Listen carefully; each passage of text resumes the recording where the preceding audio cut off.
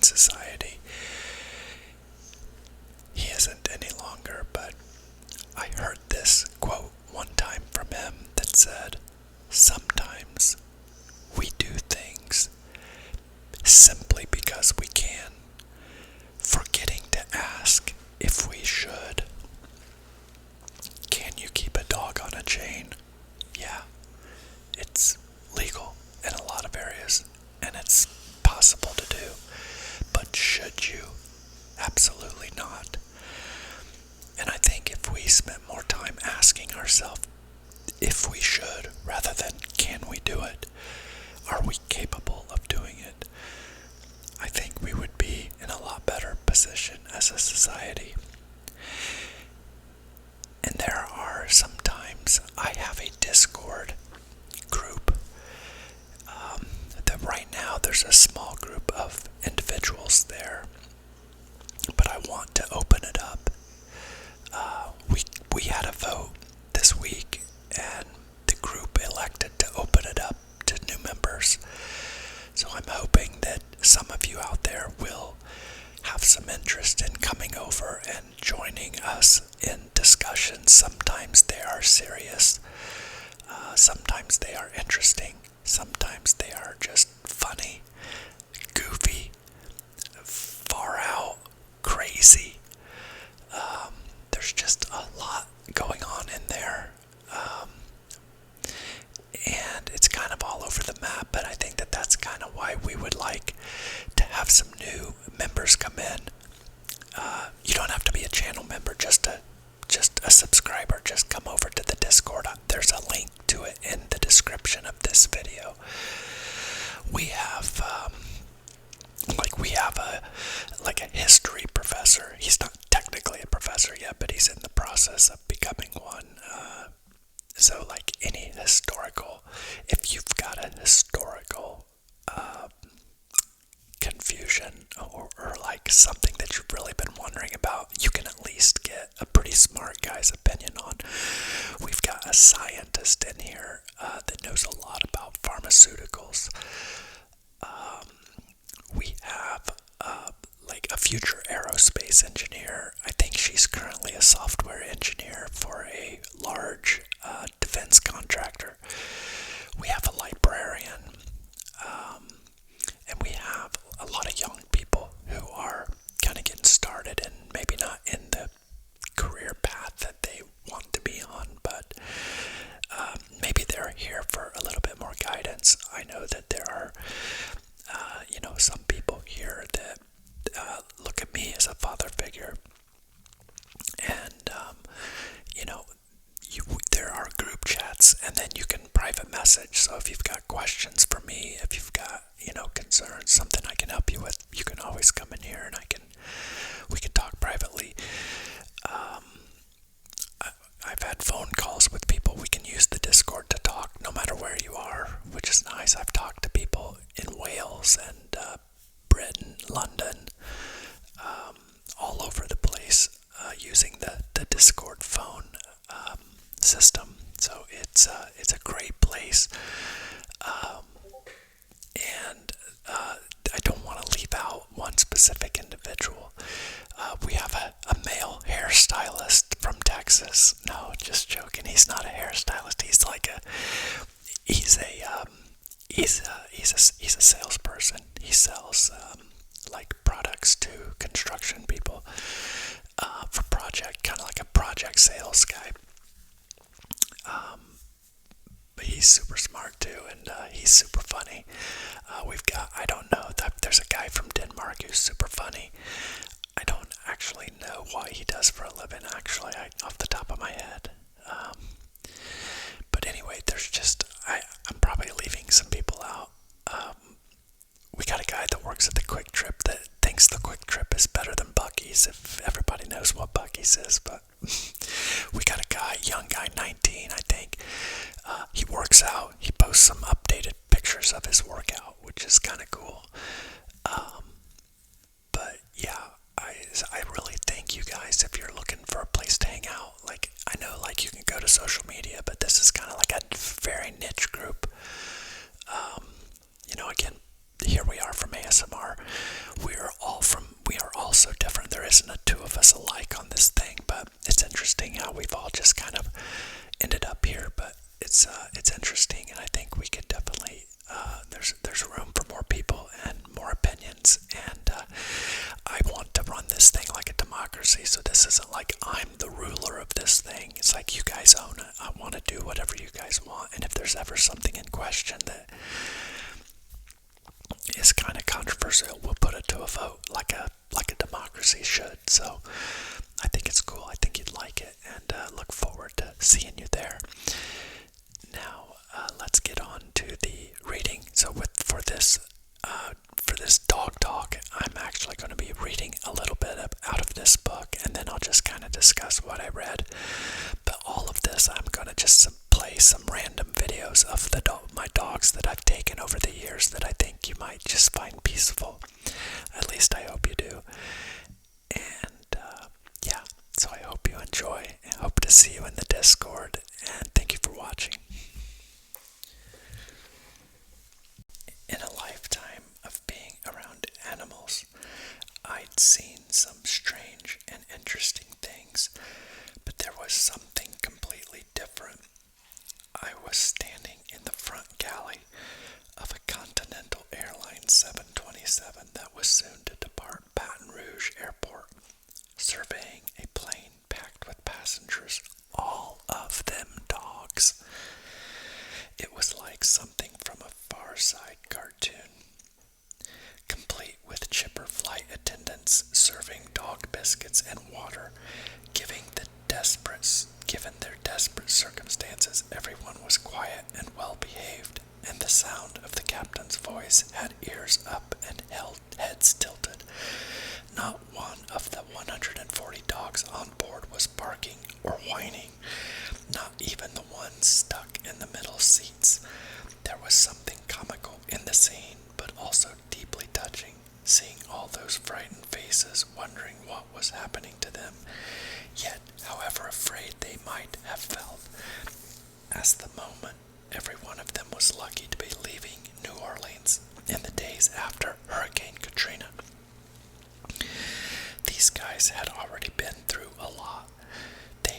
They'd been abandoned when the city was evacuated, left to fend for themselves as the waters rose.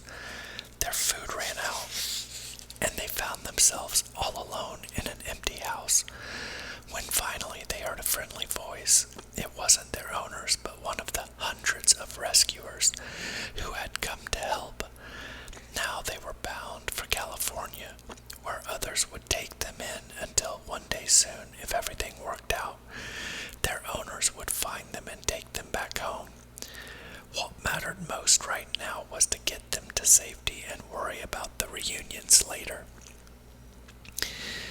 Their first stop after the rescue had been the Lamar Dixon Expo Center, an equestrian facility which almost overnight had been transformed into America's largest emergency animal shelter. That facility in Gonzales, Louisiana, had a capacity of 2,000 dogs and other animals and could surely have fit more, had the management company renting the place to us given its permission. But 2,000 was the rule, and they held us to it, no matter how great the need.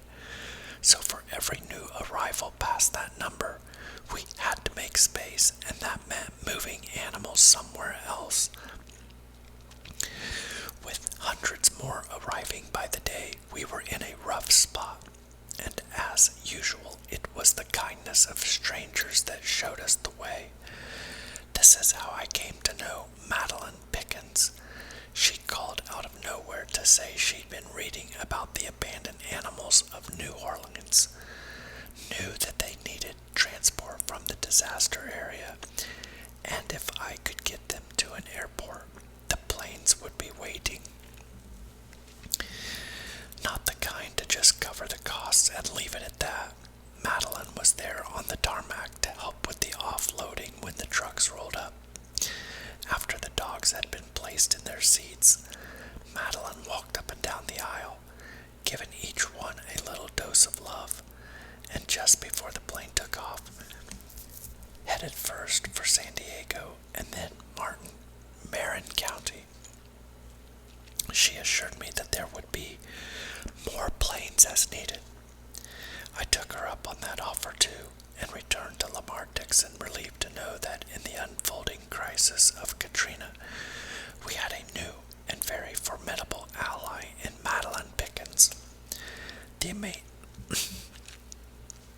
The amazing thing was how many people from all across our country stepped up to rescue Katrina's animal victims, and in time to reunite them with their worried, often despondent owners. With so many human lives in the balance, it took a while before the media turned their cameras on the plight of animals in the flood. But when they did, what America saw was deeply troubling and tragic in its own way. A dog swimming in the waters, seemingly with no place to go. A cat trapped on a rooftop and exposed to the withering summer sun. A forlorn dog peering out of an attic window, abandoned and alone. As millions saw these images, they wanted action, and this outpouring of concern was like nothing we had ever experienced. Then, an interesting thing happened, something I always hoped for, but that you can never quite anticipate. The world saw that helping animals is a task that also helps people. The separate stories of the human rescue and the animal rescue melded together, and it became clear that if government authorities did not attend in a serious way to both problems, then both efforts would fail. We saw it play out time and again. Those who were forced to leave their pets behind went to heroic lengths to come back and find them. Others defied orders and simply refused to evacuate without their pets. They stayed behind in flooded homes or waded through the streets carrying their animals. Friends don't walk away from each other in a time of need, as they saw it. And whatever the dangers they faced them together. It was a kind of revelation for the American public and a defining hour for the humane movement.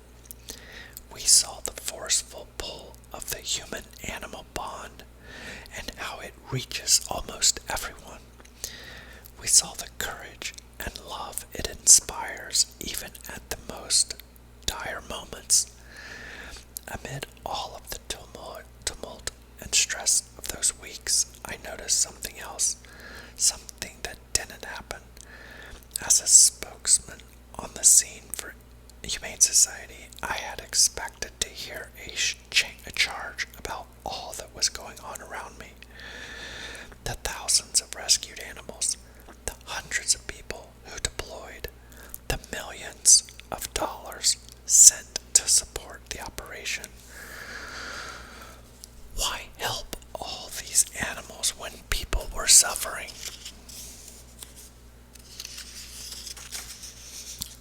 When people were suffering so terribly, no matter what the situation or how desperate the need of animals, there are always those who say that caring for animals is a case of misplaced priorities. But this time the question never came, not once, in hundreds of interviews. And I think I know why, because people seeing these rescues on television instantly understood the need at hand and the goodness of our efforts to save lives. Nobody demanded an explanation or sought to belittle our concern for those innocent creatures. Even amid so much human loss and sorrow, the animal rescue efforts after Katrina were all a part of the same picture of how a kind and caring society responds to suffering. Not helping one instead of the other, but helping human and animal alike. And if any cynics had been tempted to make light of our efforts, the best answer would have come from the many human victims of Katrina, whose love for their own animals was so apparent and in some cases so strong that they even put themselves at risk to save their pets. Residents of New Orleans and surrounding areas were left to take those risks because there was so little in the way of a plan to help people and their pets, and this brought confusion from the very beginning. One of the few acts of foresight, as far as animals were concerned, was to convert Tiger Stadium at Louisiana State University into a holding center for the pets of early evacuees. People fleeing inland before the storm were able to drop off their pets there, and staff and students of the veterinary college stood ready to care for them. This one precaution saved hundreds of lives, but it was a happy exception in the crisis to come. In New Orleans and beyond, many people had fled their homes but left the animals behind. Most of them topped off large bowls or even filled their bathtubs with water. They left mounds of pet food and assumed the animal could cope on their own for a couple of days until the storm had passed. And of course, some people did not leave at all, either unwilling or unable to evacuate. They hunkered down with their animals and braced for the worst. That moment drew closer on August 29, 2005, when Katrina flattened some of the outlying islands south of the mainland before plowing into the beachfront communities of southwestern Mississippi and eastern Louisiana.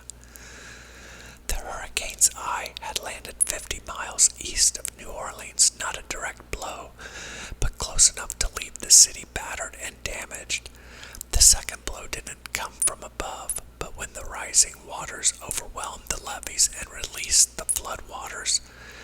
It didn't take long to realize outside help would be needed. It was a challenge far beyond the means of local humane organizations to deal with, though they gave it all they had.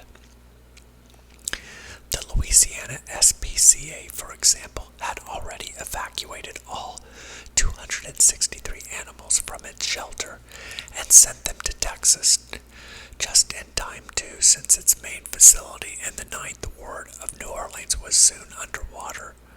Other animals in the high-impact zone had a different fate. I was sickened to learn that 23 dogs and cats held by the Humane Society of Southern Mississippi had drowned in their cages after vainly swimming for hours as floodwaters rose inch by inch until the air was gone. So it fell entirely upon the Humane Society of the United States and dozens of other non-profit organizations to save and shelter animals and to reunite them with their families. At such moments, there is no safety net for the animals. But after Katrina, we and allied rescue groups offered the closest thing to it.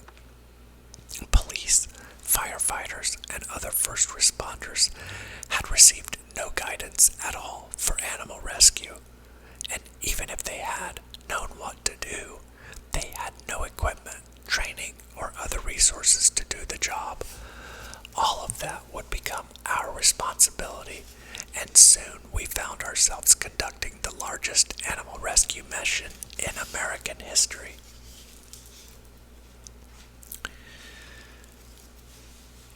That part about Katrina is really interesting to me, because it was just such a massive organization, and it was just so sad that so many animals lost their lives. I'm going to read a section here about the AKC and the maintenance of purity.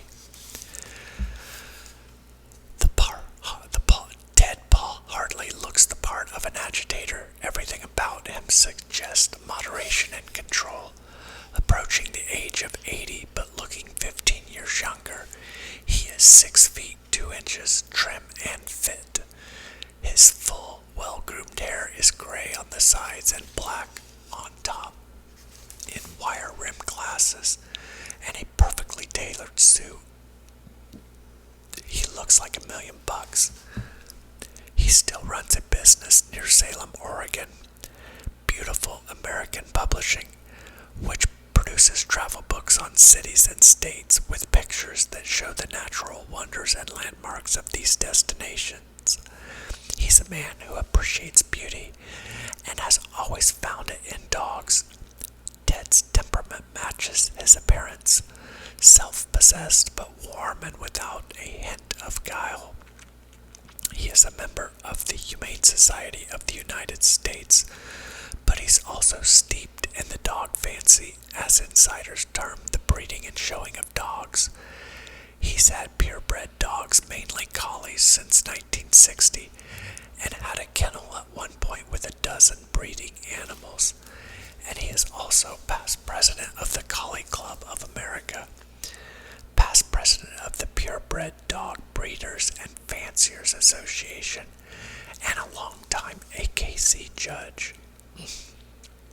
He's raised a champion collie and even authored a book called The Christmas Collie. He's judged dog shows all over the nation and for all breeds, but especially collies, rough and smooth, Welsh corgis and Cardigan corgis, and Shetland sheepdogs. He tells me that you'd be lucky to judge Best in Show in your specialty once in a lifetime, and he's done it 3 times for just one breed. Such associations and experience would seem to have equipped him to comment on a bill before the Oregon legislature to require humane dog breeding standards, maybe a bit too well for the American Kennel Club and other opponents of the 2009 bill. The Humane Society's state director knew of his participation in the fancy and also of his intense dislike for puppy mills, and asked Ted to review the bill and to show up if he thought it was something he could support. He asked for the bill, and after reading it, announced that he would provide his enthusiastic support for it. He said he'd be ready to testify at the opening hearing before House Committee. I arrived at the hearing and saw so many old friends and went up beaming to talk to them, Ted told me, and each of them looked the other way, but it only got worse from there. After he testified, citing his nearly 50 years in the world of purebred dogs, he was deemed a traitor, with many fellow breeders calling for his suspension from the show judge world for conduct prejudicial to the best interests of the AKC, American Kennel Club, and to the best interests of the sport of purebred dogs pursuant to the constitutional bylaws and rules of the American Kennel Club. The dog press and other websites wanted him drummed out of the show dog world. With that reaction, you would have thought the bill was designed to ban purebred dogs or to make life so onerous for breeders that they could not operate. In fact, the bill probably didn't affect a single one of the dozens of breeders who attacked Ted. The measure stipulated that dogs used for commercial breeding purposes not be kept in cages too small for them, that the cages not be stacked, and that they have solid flooring rather than wire. The dogs had to be let outside for exercise for 1 hour a day, and they had to be out of the cage when their waste was cleaned, which also had to happen once a day. The bill forbade any breeder from having more than 50 sexually intact breeding animals. It exempted any breeder with fewer than 10 sexually intact animals from any inspections, meaning that only a tiny percentage of breeders would have been affected by any provision in the bill. The bill was enacted, and Ted's offense was that he was a dog breeder actively supporting the Humane Society's legislation to crack down on puppy mills. Since the hearing, he's basically been blackballed as a judge, and members of the dog fancy promised they would not show their dogs if Ted was in the chair. I was deeply saddened by the sharp reaction from breeders I know in Oregon. Yet I recall seeing this type of reaction forming among dog breeders many years ago, as very various pieces of legislation began to surface around the country to curb excess breeding and puppy traffic, which he argued contributed so much to the overpopulation of dogs in the United States.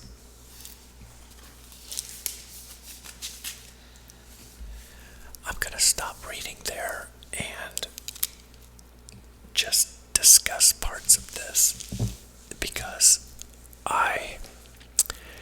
as you guys see Pearl and Vivian in these videos with me, some of these videos may show Max as well, but I've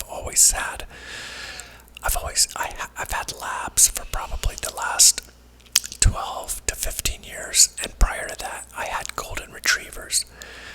But I got, besides my first dog, I got the rest of my dogs as rescues from lab rescue organizations. So I don't care what breed you want, there is likely a rescue organization that has these animals available that need homes without having to buy one from a breeder. And the organization that I get my dogs from is Central Indiana Lab Rescue. There's also another one called Love of Labs, and they basically find labs at animal shelters and rescue them and take them to their own facilities. So they work with other rescues to obtain these dogs and work to find them homes. And there's more than enough. There's so many unwanted animals right now. I mean, if somebody came to me and said, do you know where I can find a lab? My answer would be, how many do you want? I mean, 20, you could get 20 just right now. 50, you could get 50 right now. There's just that many unwanted animals. I work with a organization in Anderson, Indiana called the Animal Protection League. That is the town that I grew up in and spent a large portion of my early adult life there. And a lot of my family still lives there, and I like to support them because they have a great need. It's kind of a depressed town, and not a lot of people have additional money to be able to help support organizations like that. And so to be a part of it and to be able to help those animals,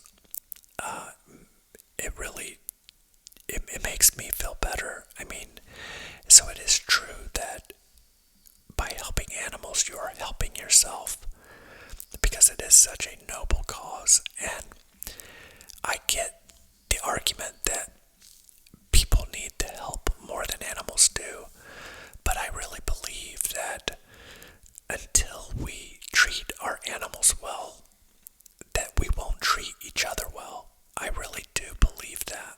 And I think that the kindness, the empathy you have to feel towards a creature that isn't you, that is not a human, when you can expand your empathy to a creature that is not a human, I believe it further increases your human empathy. And I just think that if we can solve these problems, it will go a long way in solving our own human problems.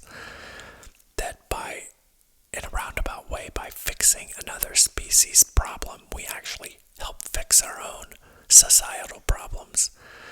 Because I think a lot of our problems are deep like that. They're interconnected to other sentient beings.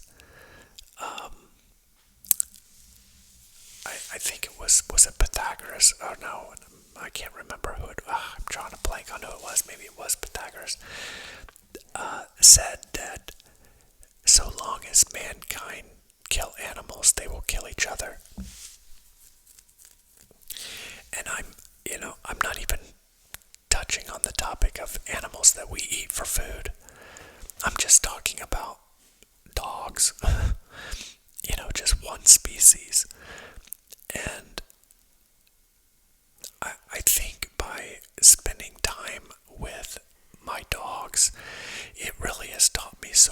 about other animals. Obviously, I have a horse too, but I do believe that that if we can be kind to all animals, it will make our lives better. And I was a vegetarian for many years because I didn't want to support the industry of the meat industry, which obviously has to kill animals to make sure we have food on our plates. But I would say it's been now probably 5 or 6 years I have been eating meat again, and I still have some moral conflict about it, but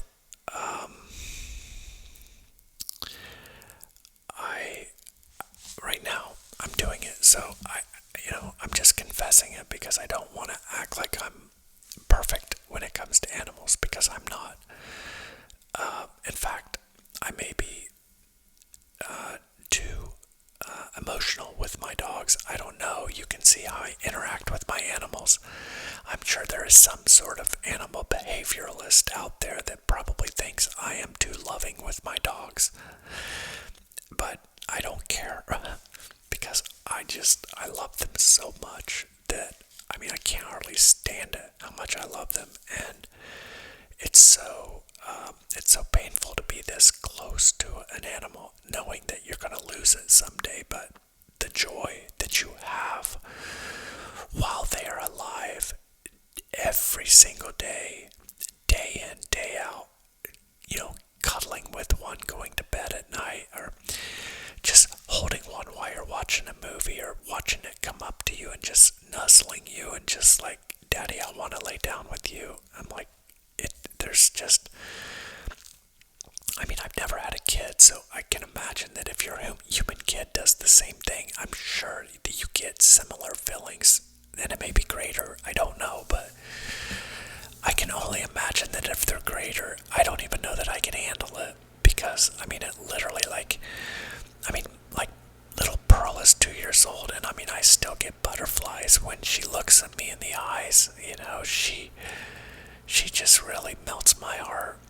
And I know that for you animal lovers out there, I'm sure you can relate. There's just something so special about them. And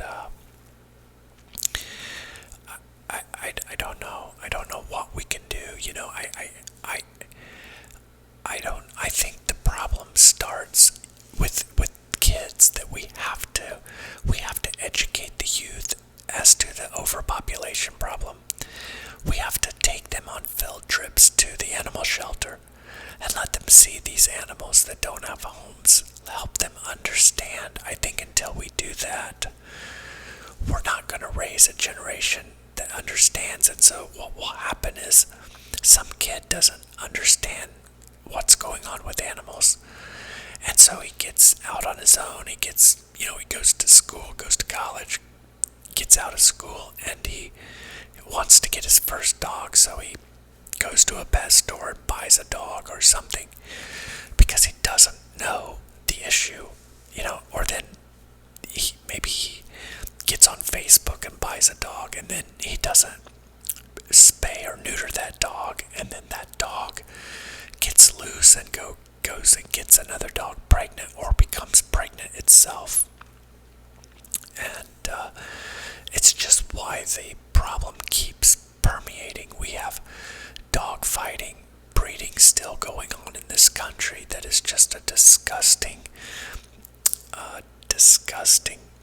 bad practice that a small group of individuals still find as entertainment, which is just wrong. And people that buy a dog and then just put it on a chain out in their backyard, it's just, that's wrong.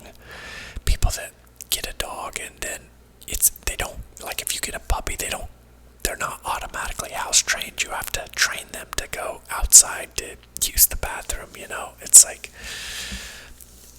people that spank the animal thinking that that's making a difference, or they trap it in cages. It's just not right. We can't keep treating animals this way. And so I would just ask, if you know someone doing that, if you know someone that has a dog chained in their backyard, talk to them about it and just say, hey, can we take this dog to the shelter? The shelter, it is better for the animal to live at the shelter than to be chained into someone's backyard, because the shelter will get it a good home. The shelter will find it a home eventually, and they will require that the new owner has a fenced-in yard, and they will do the right thing. So that would be my call to action to you today, is to, pay more attention to your friends and family, or the people you come across. And if you see something, if you see abuse, report it. If you see something that might be even legally allowed but emotionally improper, if you feel sorry for that dog, then say something. Say something to the owner and just ask, hey, they obviously don't care about the thing if they just have it chained up in their backyard. So maybe they would relinquish the animal. Those are the things I think we can do. And then, two, I would encourage you to just support your local shelters. These things are not for profits. They're not making money. Nobody there is getting rich. I would say stay away from the big national organizations, because like this Wayne Pascal that wrote this book, though I'm happy he wrote this book, he was the CEO, probably making several $100,000, And they have a whole network of executives there that are just, so much of the money just goes to advertising and executive payroll. Where if you donate to your actual local shelter, they are, like the shelter that I work with, our director makes $60,000 a year. We have tried to give her a pay raise 3 years in a row, and she refuses to take a pay raise. This is ran by a woman who would rather die than watch another animal get hurt. I mean, she is the real deal. And so that's what I would recommend. Just see if you can just be kind to give some money to your local shelter. I have a link in my description to the Animal Protection League. If you want to donate to us, we will use the money for a good cause. And we have 200 dogs right now, and probably 250 cats. So our needs are huge, and we're always running short on funds. I think right now we have like $9,000 in our account. So we're just always begging for money, but it's what we have to do. So any help would be appreciated, and thank you so much for watching this video. And don't forget to come check us out in the Discord. Thank you.